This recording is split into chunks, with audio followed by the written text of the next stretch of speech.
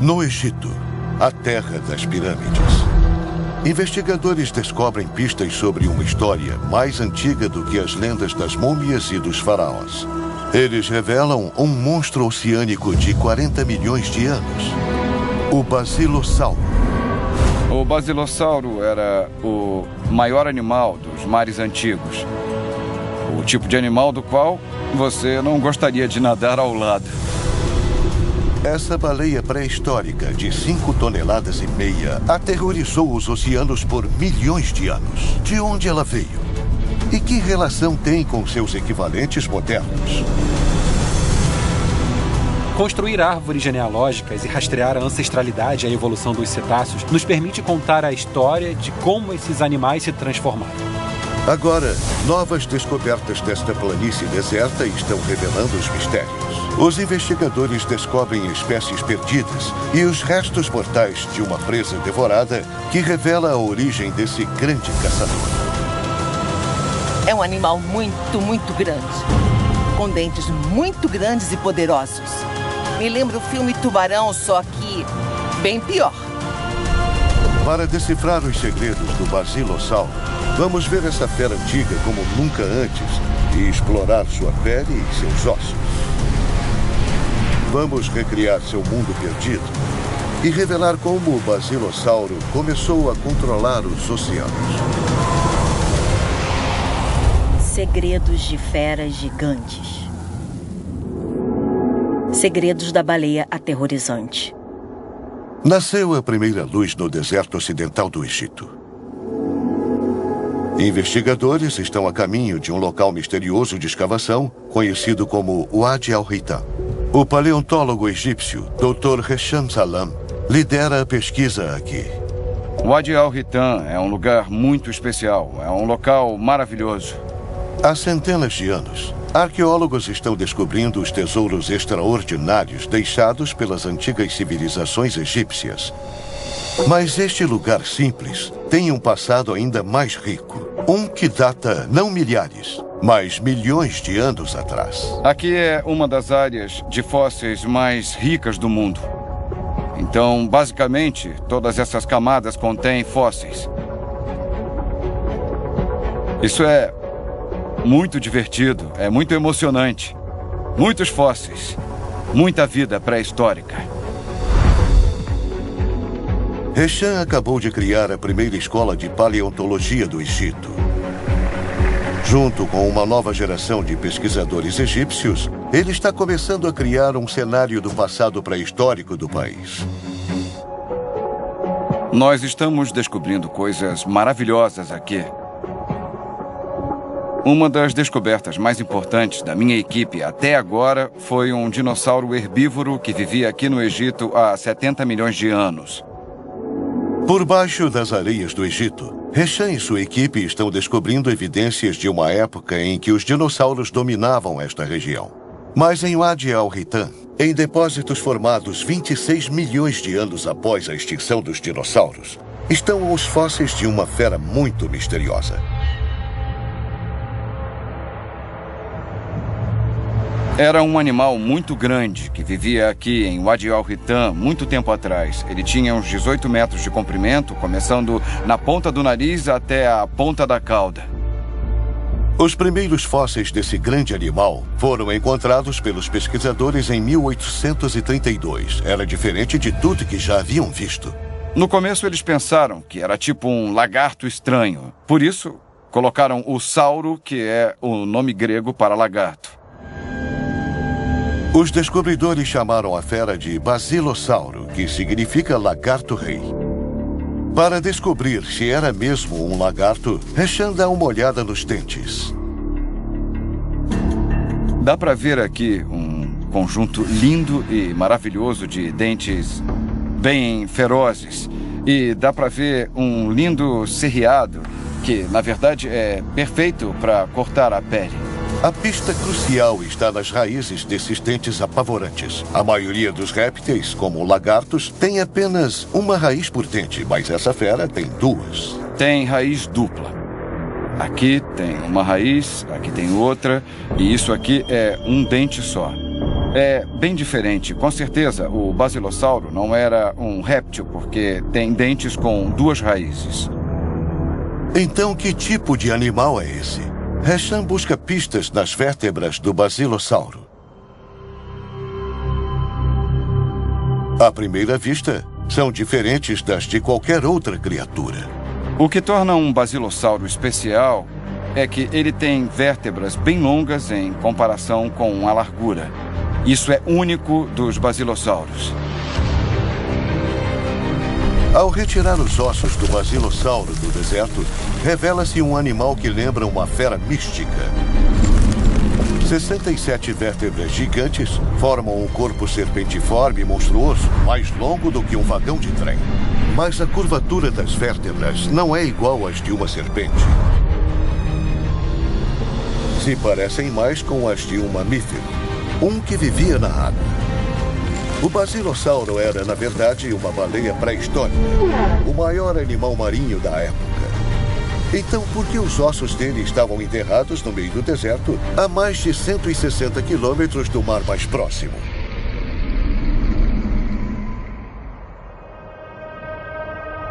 Hesham acha que pode haver pistas sobre o passado do basilossauro nas formações rochosas incomuns desta região. O Wadi al-Hitan é dominado por rochedos de arenito espetaculares, conhecidos como escarpas, que são constantemente corroídos pelo vento.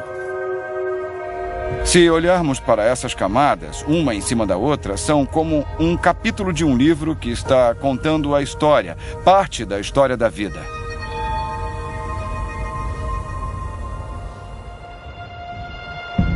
Uma estrutura geológica se destaca mais do que as outras. Dá para ver todas essas rochas com ramificações estranhas.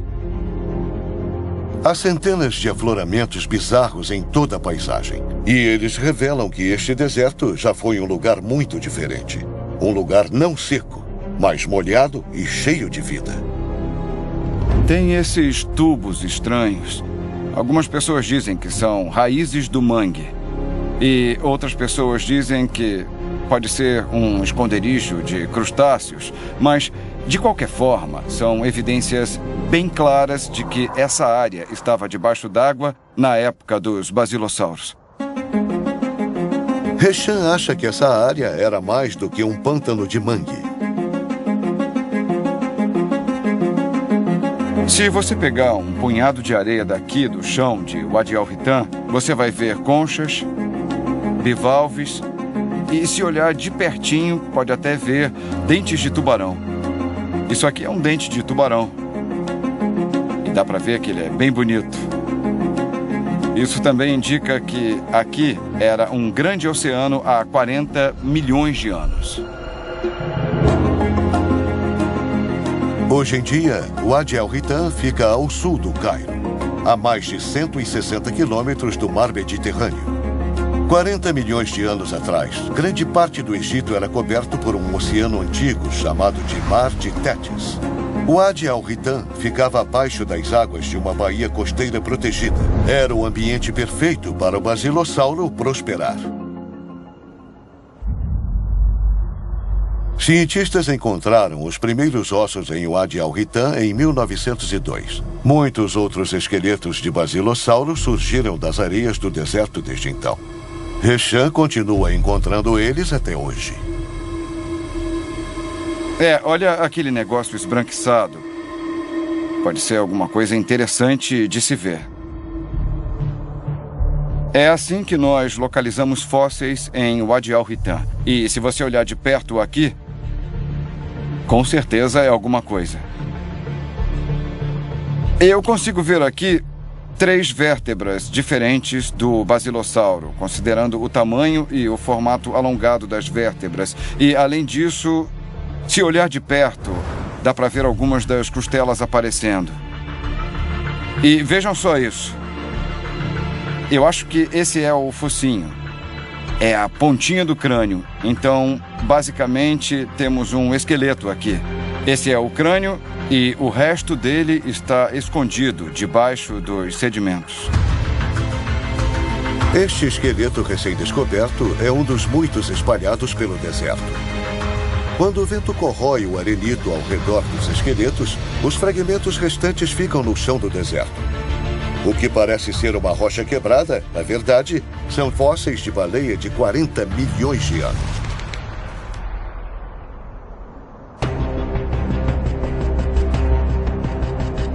Dá para ver todas aquelas pilhas de rochas ali. Tem uma aqui, tem uma ali, e outra ali, e talvez uma aqui.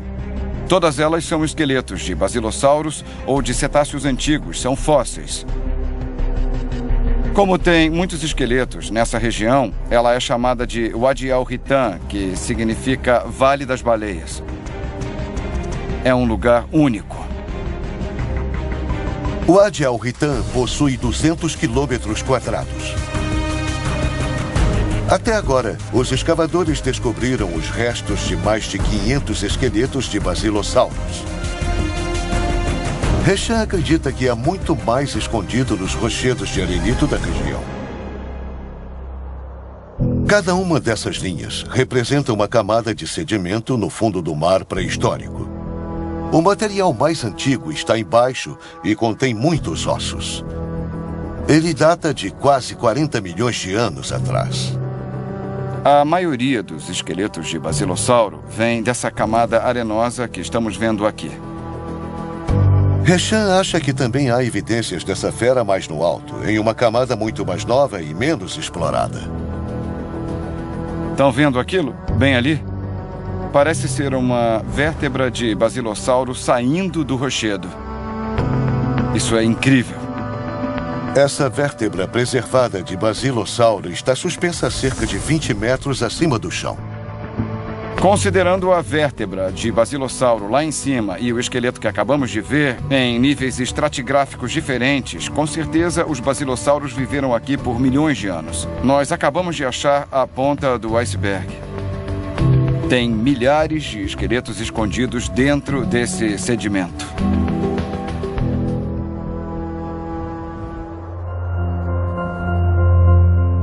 O Wadi al-Hitan é o maior cemitério antigo de cetáceos da Terra. Ele atrai cientistas do mundo inteiro que vão estudar seus fósseis extraordinários. Uma descoberta do local está transformando a nossa visão sobre baleias pré-históricas. O que estamos vendo aqui é o braço do basilossauro. É geralmente como um braço humano, composto pelas escápulas, os húmeros. Esse é o rádio e tem 5 dedos igualzinho a nós. Especialistas acham que o basilossauro usava seus membros frontais para ajudá-lo a nadar, assim como os cetáceos modernos. Mas por trás era uma fera muito diferente. Por muitos anos, os cientistas pensaram que o basilossauro tinha apenas 2 membros frontais. E, de repente, descobriram que o basilossauro tinha pernas. Isso foi uma grande descoberta da ciência. Diferente de qualquer baleia moderna, o basilossauro possuía membros traseiros externos. Essa descoberta causa espanto no mundo científico. Por que essa baleia antiga tinha pernas?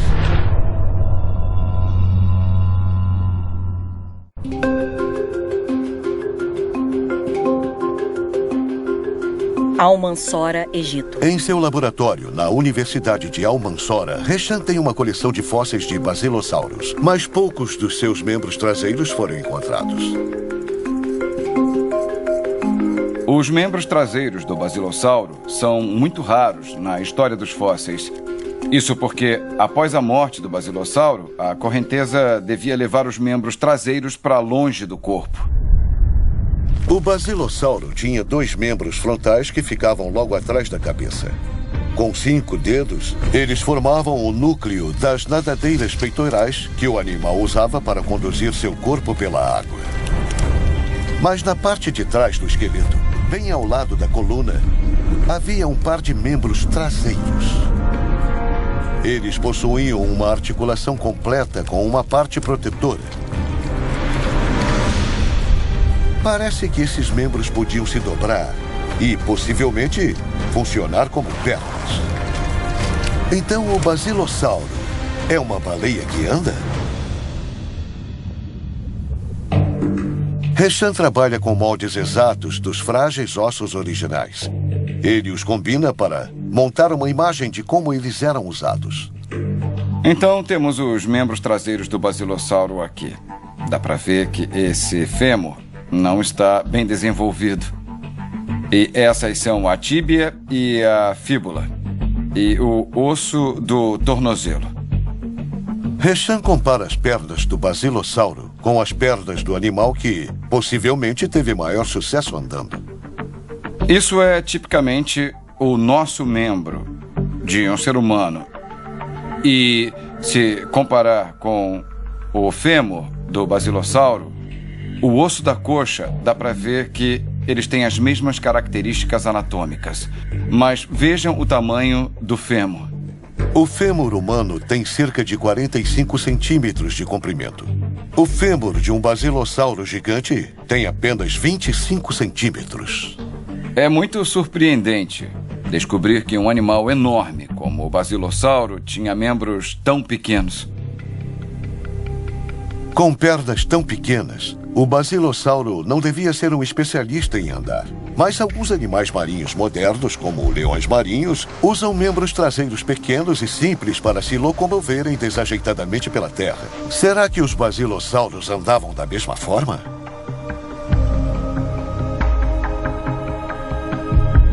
As pernas do basilossauro podiam se dobrar e se esticar como a dos humanos, o que é o primeiro passo para conseguir andar.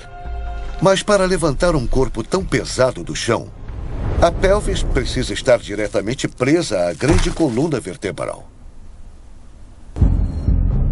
Rechan e a equipe pretendem fazer uma digitalização em 3D da pelvis do basilossauro para ver se isso acontece. Usam uma técnica chamada fotogrametria. Na verdade, esse tipo de digitalização vai nos permitir ver com mais detalhes e colocar em direções diferentes para ser mais fácil de notar as diferentes características anatômicas. Se um basilossauro pudesse andar, deveria ter uma junta ligando a pelvis à coluna vertebral.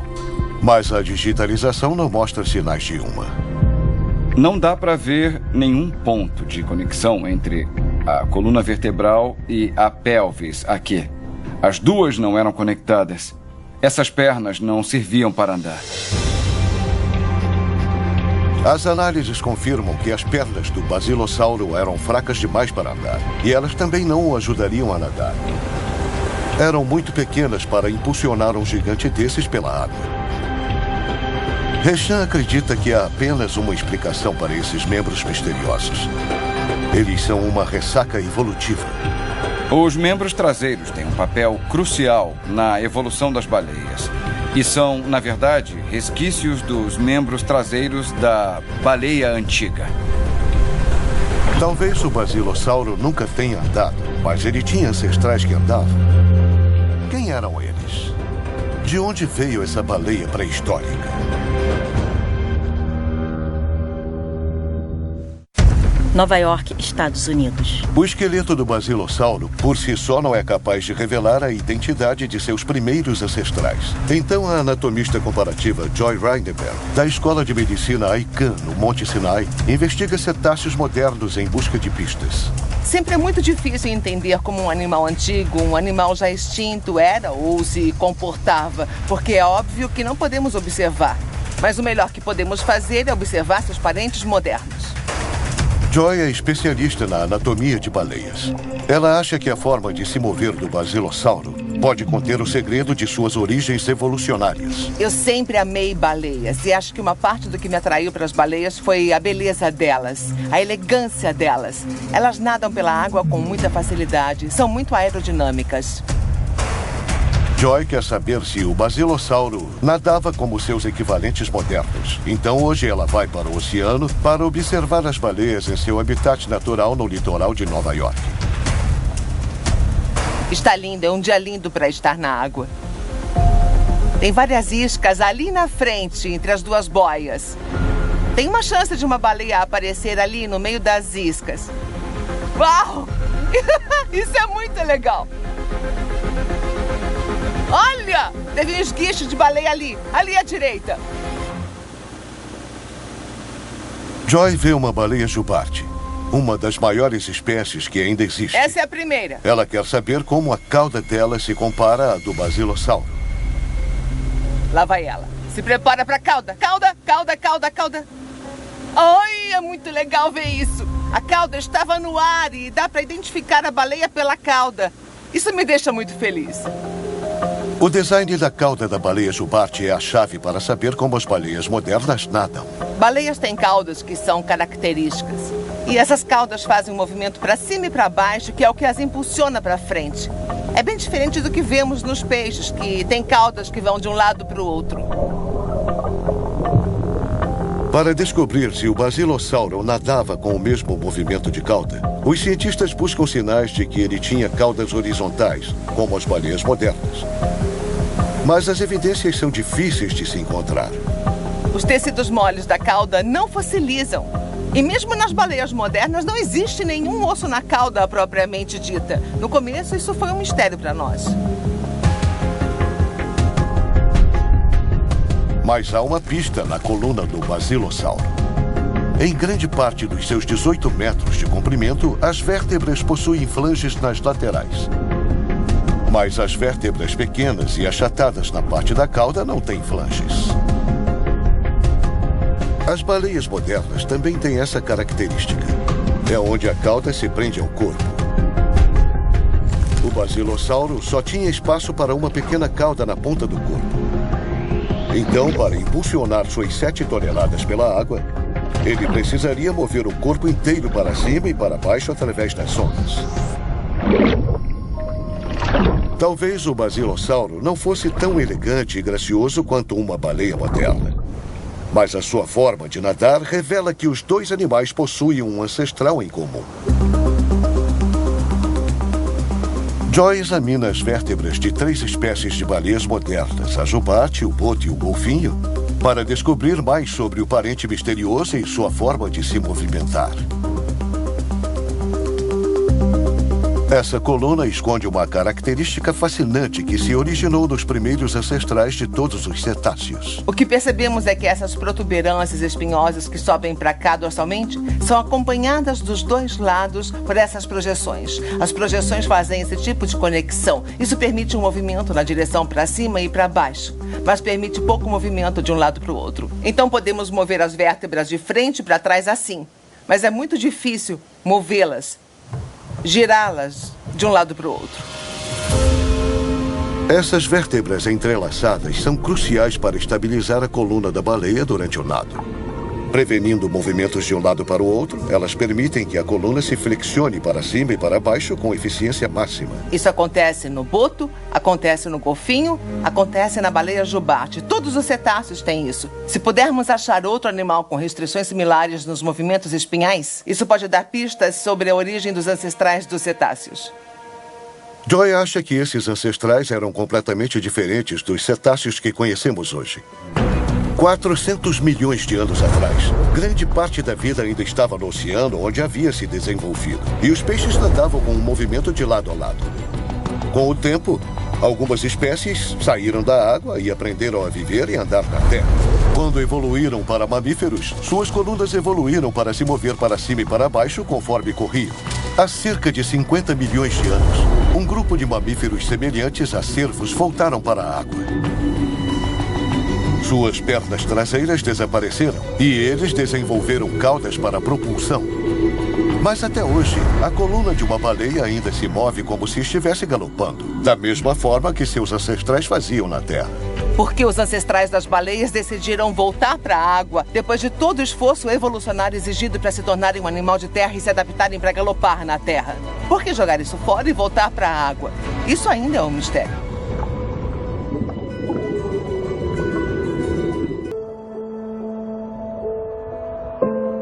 Descobertas em Wadi al-Hitan estão ajudando os cientistas a descobrirem como os basilossauros se encaixam nessa história estranha. Pequenas pernas encontradas ao lado de esqueletos enormes são pistas de que esse gigante do oceano tinha ancestrais terrestres. O paleontólogo Steve Brussati, da Universidade de Edimburgo, é especialista na evolução dos mamíferos. Construir árvores genealógicas e rastrear a ancestralidade e a evolução dos cetáceos nos permite contar a história de como esses animais se transformaram. Steve acha que existe uma pista para a origem do basilossauro escondida dentro de seu crânio. Ele lembra um crocodilo, mas tem o dobro do tamanho. Suas narinas se fundiram e foram mais para cima, para perto de onde fica o espiráculo dos cetáceos modernos. Seu cérebro provavelmente pesava apenas 2,5 kg, o que significa que era menor que os cérebros dos cetáceos atuais. E escondida debaixo do crânio, tinha uma concha óssea chamada de bula, que continha o ouvido interno. E ela é muito parecida com a bula de um animal terrestre pré-histórico encontrado do outro lado do mar de Tétis, no Paquistão, chamado de paquicetus. Então, o paquicetus parecia uma espécie de lobo. É um mamífero extinto. Só é conhecido através dos fósseis, mas é um mamífero muito importante. Acho que é uma das descobertas mais importantes em toda a paleontologia nas últimas décadas. Por fora, o paquicetus era um mamífero terrestre clássico, com 4 patas fortes que o permitiam andar na terra. Mas o formato de sua bula o liga aos basilossauros.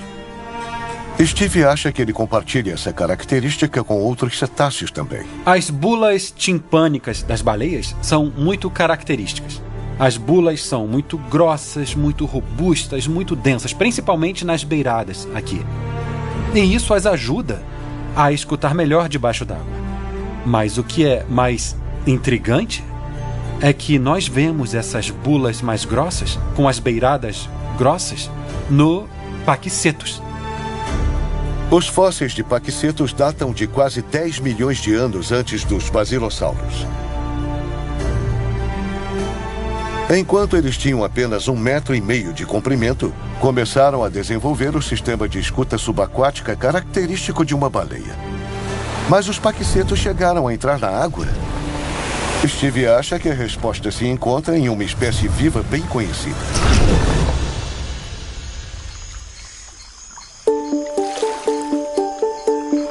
Os hipopótamos são os parentes vivos mais próximos da baleia hoje em dia. Eles provavelmente tiveram um ancestral em comum pela última vez há uns 55 milhões de anos e têm alguns pontos em comum entre a forma como os hipopótamos vivem hoje e a forma como achamos que alguns dos ancestrais dos cetáceos viviam há dezenas de milhões de anos. Os hipopótamos passam até 16 horas por dia submersos na água. Seus crânios são especialmente adaptados para ajudá-los a enxergar acima da linha da água. Esse é o crânio do paquicetus visto de cima. E dá para ver que aqui estão os olhos. Os olhos ficavam na parte de cima do crânio, mais ou menos. Então eles podiam enxergar. Se esse animal estivesse na água, os olhos podiam enxergar acima da água, assim como um crocodilo. E assim como esse hipopótamo aqui. Então, esse animal se sentia à vontade na terra e se sentia à vontade na água. Os fósseis de paquicetus são um vislumbre na época em que os ancestrais do basilossauro estavam dando seus primeiros passos na água. A melhor forma de ver o comportamento dele é dando um zoom nos dentes. E aqui estão alguns dentes de paquicetus. Esses dentes são afiados, são esburacados e são arranhados. Eles têm vários tipos de desgaste por comerem comida. E não qualquer comida, mas por comer pele, comer carne. Parece que eles comiam principalmente peixes. E foi por causa desse comportamento que esses mamíferos entraram na água. Os paquicetus entraram na água para caçar, dando início ao processo de evolução que levou ao surgimento de um predador como o basilossauro. Mas o paquiceto nunca foi para o oceano aberto. O que fez os cetáceos posteriores irem para as águas profundas? Nos arredores de Wadi al-Hitan, investigadores descobrem fósseis surpreendentes que podem ajudar a responder essa pergunta. Os ossos que eles encontraram aqui são de uma espécie completamente nova, que eles chamaram de Phiomicetus anubis. Esse é o Phiomicetus anubis. Nós temos um crânio quase completo. Faltam só alguns pedaços da frente e o zigoma. E ele tem um formato bem parecido com o de uma baleia bem antiga, como o Paquicetus do Paquistão. Hesham consegue descobrir como o Phiomicetus anubis se encaixa na cronologia da evolução dos cetáceos através da idade dos depósitos onde ele foi encontrado. Por mais que o Phiomicetus tenha sido encontrado bem perto do basilossauro, na verdade ele vem de outra camada, de camadas mais antigas do que os basilossauros. Então ele se encaixa no meio entre o Paquicetus e o basilossauro. O Phiomicetus anubis pode ser um elo que faltava na árvore genealógica dos cetáceos. Há 50 milhões de anos, todas as baleias viviam em águas continentais, em riachos de água fresca ao redor da Índia e do Paquistão. 2 milhões de anos depois, elas foram pela primeira vez para as águas litorâneas da região. 43 milhões de anos atrás, elas já haviam cruzado o Oceano Profundo e agora seus fósseis são encontrados na África e na América do Norte. Hoje em dia, os cetáceos conquistaram o planeta e podem ser encontrados em todos os oceanos do mundo. Por que espécies como o Anubis trocaram os riachos calmos pelos oceanos poderosos? Uma pista está em seu crânio apavorante. Então, todas essas fendas ou buracos estavam cheias de músculos da mastigação que iam até o crânio e também se conectavam à mandíbula inferior, o que fazia a mordida dele ser bem letal. Podemos dizer que o Phiomicetus anubis caçava tartarugas, peixes-boi e peixes grandes, talvez até outras baleias também. As primeiras baleias que foram para o oceano como o Anubis evoluíram para devorar presas bem maiores do que seus ancestrais de águas frescas. Ao entrar nos oceanos, eles acessaram a maior despensa do mundo e abriram caminho para espécies como o basilossauro. Como o basilossauro evoluiu para se tornar o maior predador dos oceanos? Entre o grande conjunto de fósseis encontrados em Wadi al-Hitan, há evidências de como os basilossauros caçavam. Quando paleontólogos escavaram um esqueleto de basilossauro, encontraram objetos estranhos que não pertenciam a ele. Espalhados ao redor da área do estômago, havia fragmentos de outros animais. Possivelmente foram parte da última refeição dessa baleia. Entre eles, um tubarão de 5 metros de comprimento. E um dos primos próximos do basilossauro, o Dorudon.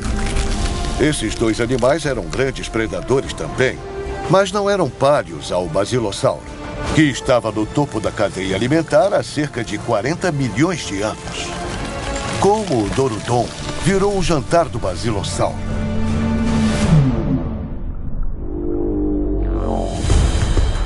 Um Dorudon típico tinha 5 metros de comprimento, com um crânio que media 2/3 do crânio de um basilossauro. Mas quando Hesham olha os dentes de perto, fica claro que não era um Dorudon crescido. Os cetáceos, assim como outros mamíferos, trocam de dentes depois de um tempo. E dá até para ver o dente adulto que está substituindo o dente de leite aqui. Então, era um filhote de Dorudon, ainda estava crescendo e trocando de dente. Esse Dorudon jovem é parte de uma tendência estranha que é vista pelo sítio. Aqui em Wadi al-Hitan, metade dos espécimes de Dorudon que achamos são de bebês. Mas infelizmente não achamos nenhum fóssil de filhote de basilossauro aqui. Por que há tantos filhotes de Dorudon aqui e não há nenhum filhote de basilossauro? Hesham acredita que isso é uma relíquia da estratégia de caça brutal dos basilossauros. Com base no que vemos aqui em Wadi al-Hitan, com certeza o Dorudon veio aqui só para dar à luz e o basilossauro veio para caçar o Dorudon e o filhote. A baía protegida de Wadi al-Hitan era o lugar perfeito para o Dorudon dar à luz aos filhotes. Mas também era o local de caça de um basilossauro faminto, que foi se alimentar de bebês indefesos. Nova York, Estados Unidos. Para descobrir como ele atacava a presa, Joy Reidenberg compara os dentes de basilossauro com os dentes de seus equivalentes modernos. O que temos aqui na frente é um bando de dentes de tipos diferentes de cetáceos, pequenos e grandes. Cada um desses tipos de dentes tinha funções diferentes. E se olharmos os dentes, temos uma ideia de como eles se alimentavam. Primeiro, ela precisa selecionar a espécie de baleia moderna que mais se compara. Aos olhos inexperientes, o basilossauro provavelmente se parece muito com os cetáceos gigantes da atualidade, como baleias comuns, baleias azuis, baleias jubarte. Mas, na verdade, essas baleias são muito diferentes porque elas se alimentam de animais muito pequenos. Elas não caçam com dentes na boca. Elas usam barbatanas. Isso, por exemplo, é uma barbatana de uma baleia comum. E elas usam essas superfícies com cerdas para prender as presas. É muito diferente do que os basilossauros faziam. Com os gigantes modernos fora de jogo, Joy analisa as menores espécies de cetáceos atuais. Se quisermos comparar o basilossauro a um cetáceo moderno, precisaria ser um odontocetus. Mas se considerarmos a maioria dos odontocetos modernos, eles são bem pequenos, como os golfinhos. Eles não são uma boa comparação com os basilossauros, porque comem peixes bem pequenos. A maioria dos odontocetos caça presas bem menores do que o basilossauro. Mas uma espécie tem tudo a ver. O mais próximo de um basilossauro provavelmente seria a baleia assassina, que é uma das poucas espécies de cetáceos que caça outros cetáceos. A orca, ou baleia assassina, é a maior predadora dos oceanos modernos e é capaz de matar cetáceos com o dobro do seu tamanho. Seus dentes são sua arma secreta. Estamos vendo a réplica do crânio de uma orca ou baleia assassina. Se virmos o formato dos dentes da orca, temos uma ideia de como elas se alimentam. O que elas fazem é usar esses dentes afiados e cônicos para furar a pele do cetáceo que estão tentando matar. E elas podem rasgar pedaços dessa pele.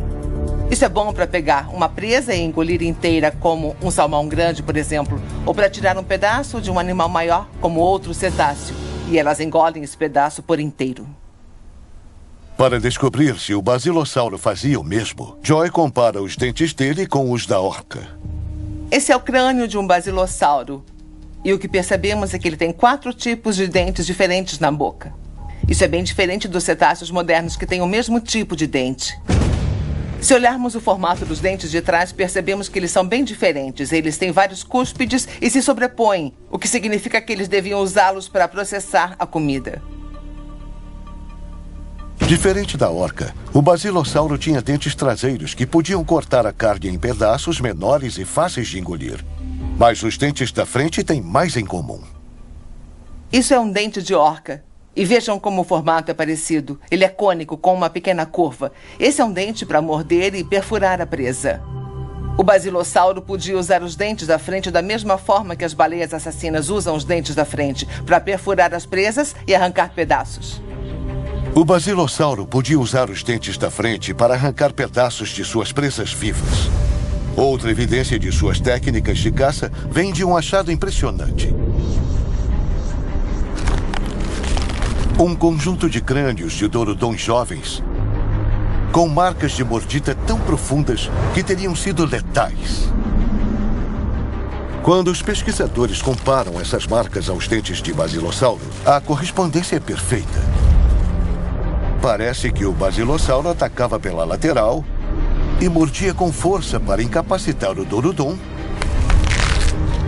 antes de comer a sua carne.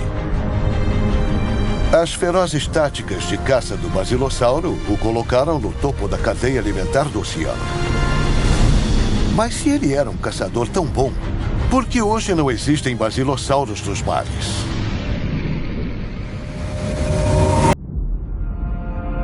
Hesham acha que uma mudança repentina na paisagem do Egito pode ajudar a explicar por que os basilossauros desapareceram no final da época Eocena. Em Wadi al-Hitan, encontramos as camadas da época Eocena, que tem, vários fósseis marítimos, baleias, peixes-boi, tartarugas e tudo mais.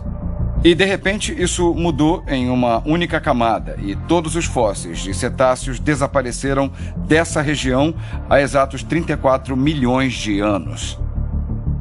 Depois dessa época, várias espécies diferentes parecem ter habitado as regiões próximas ao Wadi al-Hitan. Criaturas que viviam não no mar, mas na Terra. Perto de Wadi al-Hitan, de repente encontramos fósseis de mamíferos terrestres em vários lugares, começando com tipos diferentes de elefantes antigos. Isso é um dente de Moeritherium, o elefante primitivo que não tinha tromba. E, às vezes, achamos morcegos. Essa é a mandíbula inferior de um morcego. Hesham acha que uma descoberta extraordinária é a mais reveladora de todas. Um dos fósseis mais importantes já encontrados em Fayum seria esse Aegyptopithecus, o macaco egípcio. Esse é o molde do rosto dele. Dá para ver os olhos, o nariz e, se virar, dá para ver os dentes. Esse é um fóssil muito importante na história da evolução humana. O Aegyptopithecus tinha menos de 1 metro de comprimento, assim como o Bushil. Alguns cientistas acreditam que ele era um ancestral dos humanos modernos. Sem nenhuma relação com espécies marinhas, esse primata vivia em um habitat silvestre. O Egito mudou de fundo do oceano para florestas bem verdes, cheias de fósseis maravilhosos. O que causou essa mudança repentina na paisagem? 34 milhões de anos atrás, a Terra começou a resfriar. Conforme a água congela, o nível do mar diminui. O mar de Tétis se afasta do Egito moderno e o Wadi al-Hitan não está mais debaixo d'água. Especialistas acreditam que essa mudança repentina no clima contribuiu para a extinção do basilossauro.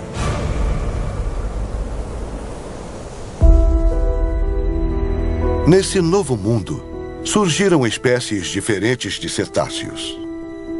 Depois da época dos basilossauros, os cetáceos se dividiram em 2 grupos principais: as baleias, que não têm nenhum dente, e os odontocetos. Odontocetos modernos, como os golfinhos, aprofundaram a destreza predatória do basilossauro, desenvolvendo uma nova habilidade impressionante: a ecolocalização.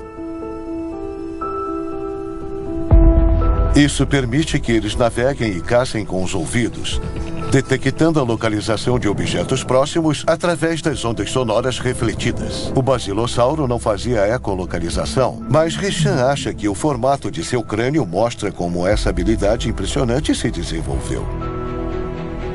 Segundo estudos, os cientistas dizem que o crânio assimétrico do basilossauro também foi herdado pelos odontocetos modernos. O crânio assimétrico do basilossauro proporcionava a ele uma audição direcional debaixo d'água, o primeiro passo no caminho para a ecolocalização. As outras espécies demorariam milênios para refinar essa habilidade. Os cetáceos sofisticados, que comandam os oceanos de hoje, têm uma grande dívida com seu primo pré-histórico. Os gigantes do oceano egípcio podem ser uma coisa do passado. Basilossauros provavelmente é um dos fósseis mais impressionantes que eu consigo pensar só por causa do tamanho. Mas seus ossos continuam revelando uma das histórias revolucionárias mais incríveis de todas. Os basilossauros registram o momento da evolução dos cetáceos em que esses animais deixaram a Terra para trás e foram, contudo, viver na água de vez. Paleontólogos continuam escavando em busca da próxima peça desse quebra-cabeça pré-histórico. Estar aqui no deserto procurando vida pré-histórica é maravilhoso. É como um outro mundo. Isso é uma coisa que poucas pessoas fazem, então tenho muita sorte em poder fazer isso. É graças a espécies antigas como o basilossauro, o colosso pré-histórico, o exímio nadador e o temido caçador que nós temos os majestosos gigantes do oceano que hoje conhecemos.